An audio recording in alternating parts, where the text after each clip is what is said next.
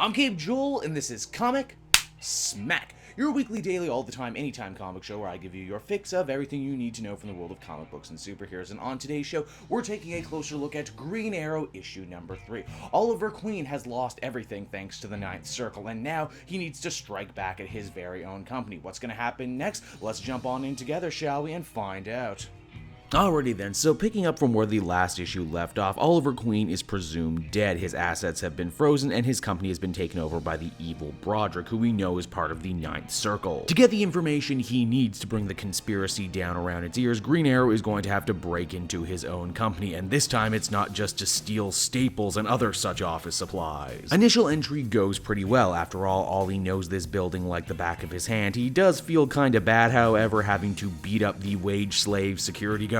But he promises once he's back in power, he'll be sure to give them a nice big raise. Now, from there we actually transition on over to Diggle, and believe it or not, I'm actually starting to get a bit more interested in his story. You see, as far as Diggle is concerned, Oliver Queen is dead, and so he's trying to track down the culprits on his own. He's going full-on Denzel Washington in Man on Fire against a dude named Virgil who works for the Burned Man. Haha, I see what you did there, Virgil. Now the question still remains, what the hell exactly is the Ninth Circle and what's their end goal? Well, as we find out, they're not a cult, they're not some sort of secret society, they're a bank, actually. An evil bank, to be exact. Well, okay, more evil than the actual regular banks. You see, if you're a dictator who's looking to buy a mercenary army or someone looking to buy a bunch of black market weapons, well, you go find a loan from the Ninth Circle. Of course, if you default on your loan and burn the bank sends the Burned Man after you, and after that, well, let's just say you're gonna look just like them. Now, Broderick isn't exactly the leader of the Ninth Circle, but he is one of the chairmen of the board, so he has an invested interest in killing Green Arrow. Shadow is also there to help out with this, but before Green Arrow sets off a bomb in the office, he manages to steal Broderick's computer, hoping that it will contain some evidence to help bring him and the Ninth Circle down. Elsewhere, Black Canary is also nearing the Burned Man. You see, remember that guy who was helping smuggle girls in the first issue? Well, Canary goes to him and says that she wants to be part of the next shipment. See where the crate is going firsthand and then take out whoever's on the other side. It's a bold and dangerous move, but then again, Dinah is pretty bold and pretty dangerous herself, isn't she? Ollie leads Shadow in a massive chase all over the city. Eventually, though, he gets taken out by the cops of all people. He goes quietly in hopes that the information on Broderick's laptop can actually make its way into the hands of the authorities. When word of Shadow's failure reaches the ears of Dante, the leader of the Burned and the captain of the mega ship, the Inferno, he's ready to chuck the whole thing, kill Shadow and kill her daughter Emiko to send a message. But smart little Emiko, who has been playing all sides in this conflict, says that they won't have to go after Green Arrow and they won't have to kill her mom because everyone is eventually going to be coming their way because they have what Green Arrow Ollie loves more than anything else.